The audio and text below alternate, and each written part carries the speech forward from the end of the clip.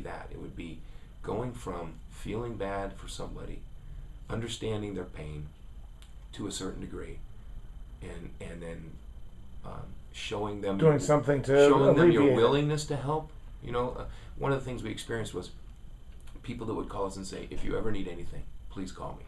Well, we weren't ever in a position to call somebody and say we need this, but the people that just came to our home and did things for us.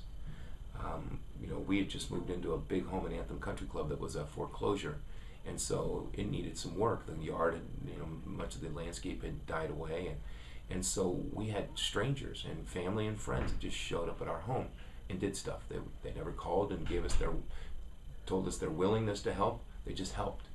And wow, what a difference I saw in terms of the people who would call and say, "Hey, if there's anything I can do, please let me know." And that's beautiful and wonderful. But all they're really doing is offering their willingness to help.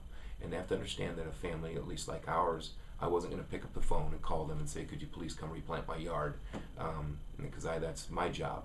But Or you had the money to pay someone to do it. Yeah, and it just I just found that the truly compassionate people were just amazing to me. I mean, Coming over, cooking dinner. coming over, putting we just got a new little dog, and the dog was constantly escaping through the gate, and some guy came over, his name's Rob, and so he's a friend of mine, and I just came home one day and he'd been there for 8 hours wrapping my entire yard with a fence so the dog couldn't get out. It was a project that I had planned to do because we'd only been in this home for 2 weeks, but I came home and he'd done it. And that was just the first of many things that guy did. Okay, he had a wife and children. He has 4 kids and 2 jobs, and the guy, this is the least likely guy you would think would have the time or the energy to come do this, but this is what he did. What do you think he got out of doing that for you? Well, I read somewhere recently that everything we do is in service of our needs.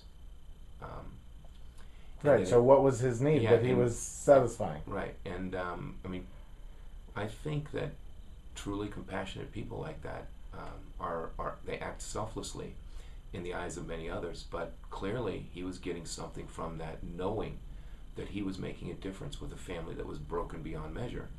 And so, there was some self-serving in there, just in terms of the way it made him feel, that he went home at night knowing that, man, I've made a difference in the Stevens family today. And let me tell you, he did, in a big way. But, if part of this, everything we do is in service of our own needs, that if we apply this one concept to the way people treat one another, that you'll see that we really don't have any enemies in this world, because anytime anybody does anything to us, it is just the best way they know how to get their needs met. So it's an amazing concept that I was reading about recently about, really truly everything we do is in service of our needs. And so it's true for me. I mean, when I go out now, my wife and I go do things for others, it's for me. It's for me. I know that I'm doing good. I know that I'm doing something good for somebody else. But it's really, truly, completely selfish. Something we're doing for ourselves. Because it makes us feel like we've made a difference in somebody else's life. And we're doing what others did for us in our greatest time of need. If you knew that you could not fail, ironclad guarantee, what would you attempt? I would do what I am hoping to accomplish in some small measure today. And that is, later today I'm going to be speaking to a group of accountants and lawyers who represent extremely high net worth people. And I believe their mission is incredible. And it is to meet with these people that have tens and hundreds and maybe even $1 billion and educate them that as hard as they've worked and as much as they've accomplished, that leaving your money to your children is not necessarily the best thing to do. Certainly our objective on earth the minute we have our children is to take care of them and to do better for them than we had for ourselves. And that is achievable with these people that have tremendous resources. If your net worth is $20 million, even if you have 4 children, you don't need that whole $20 million to make sure they never have a problem. No. So this is what I would do. It would be my objective to reach into the hearts of those who have so much in terms of resources, and let them know the benefit and the joy that they can achieve by seeing what truly money can do for people who are in need of things. Okay, people who are in need of housing and food and clothing. That money, that their money, that our money can be used to improve the lives of so many, and that it doesn't take a lot. And so if I knew I wouldn't fail, my mission in life would be to convince no, there's plenty of great philanthropists out there that share their money and do amazing things, okay, and they are far more noble than I will ever be. But to reach those, I think you need to take another look in the mirror, brother. but to reach those who really don't have that connection, have none, that they have $100 million and that they're going to leave 50 million to their 2 kids each. That really truly that they can go make a tremendous difference in this world, and they can impact the lives of thousands and thousands of people. And if I knew that I could do that and not fail, I'm not talking about redistribution of wealth. I'm not talking about that. I'm talking about helping people in need.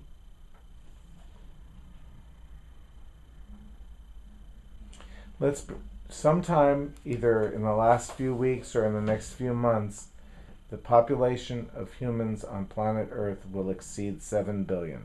We're right at that point. We're about to pop 7 billion. Let's pretend for a moment that all 7 billion of us are going to watch this video. What would you say to us? Well, I would say, first of all, I must be old, because I remember when I was a youngster that number was 4.5 billion. I remember. I'm a few years older than you. I remember. And to think that this planet has 7 billion people on it, I will say that I believe that number because I've been to China a whole bunch of times. And I would say this. I would say, look in your heart. Understand that with the words we share and the way in which we as humans treat one another, truly lies the power to change the world, and that our actions are contagious, our words are contagious, and that we really truly, if we make a conscious decision to be kind to one another, that this world will change overnight. And I know it is a daunting task and an unbelievably difficult thing to do, but it has to start somewhere at some point in time. And I'm willing to be a part of this worldwide kindness revolution.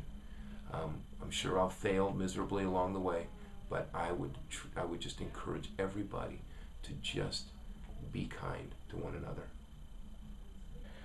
What's your favorite movie?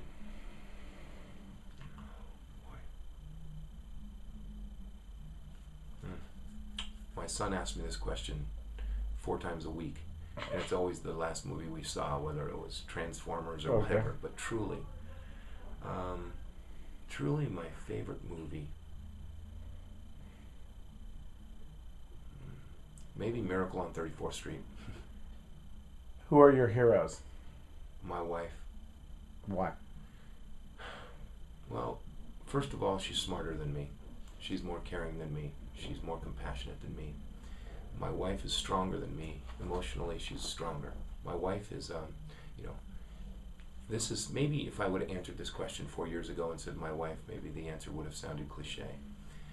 My wife is without exception my hero. First of all, she has remained by her husband's side.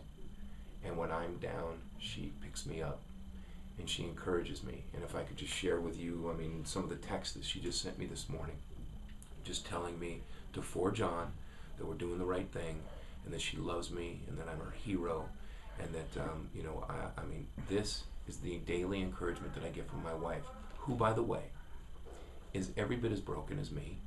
She lost her son, who she carried in the womb for 9 months.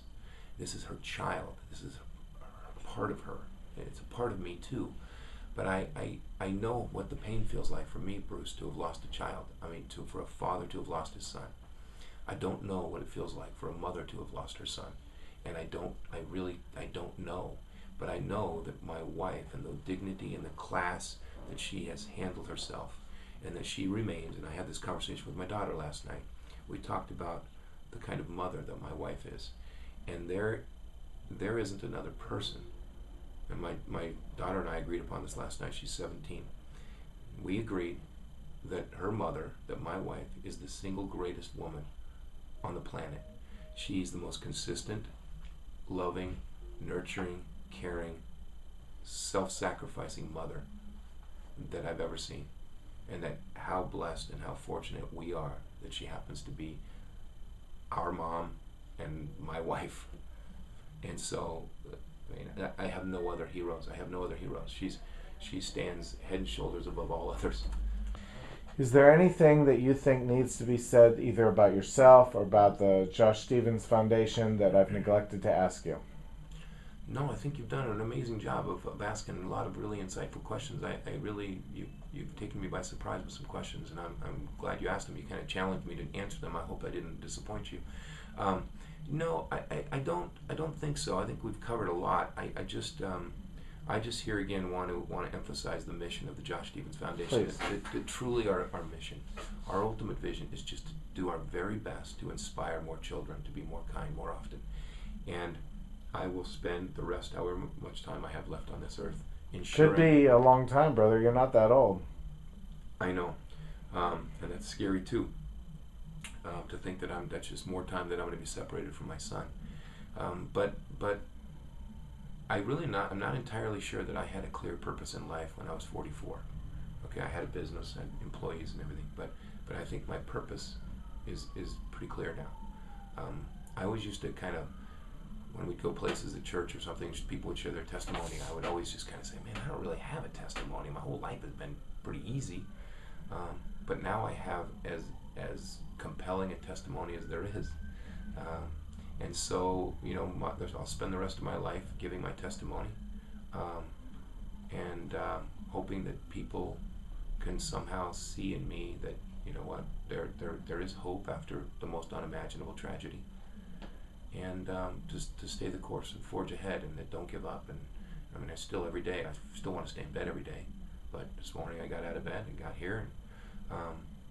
So, no, my mission is clear, to ensure that my son's kind heart continue to shine, and that the difference that he was making on this earth continue.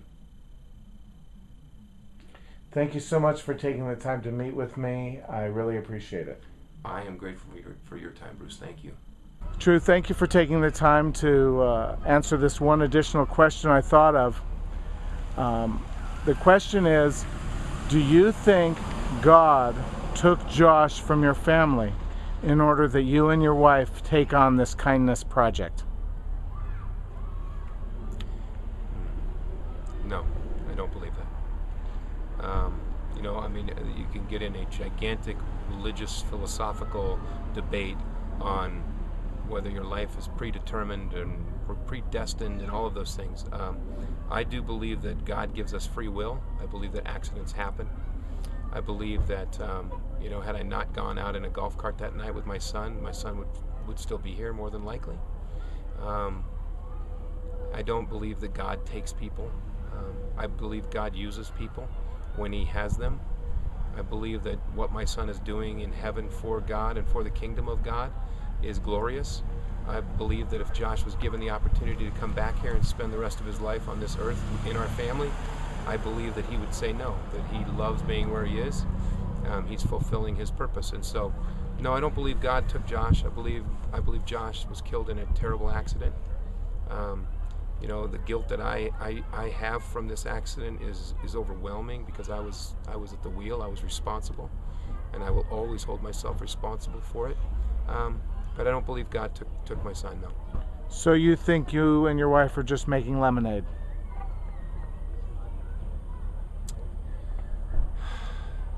Maybe to put it simply, yes. Yeah. I believe that my wife and I are trying to take a situation that is unimaginable, that anybody who has any children can say, I just can't even fathom what that would feel like, or what that must look like, and trying to set an example for not just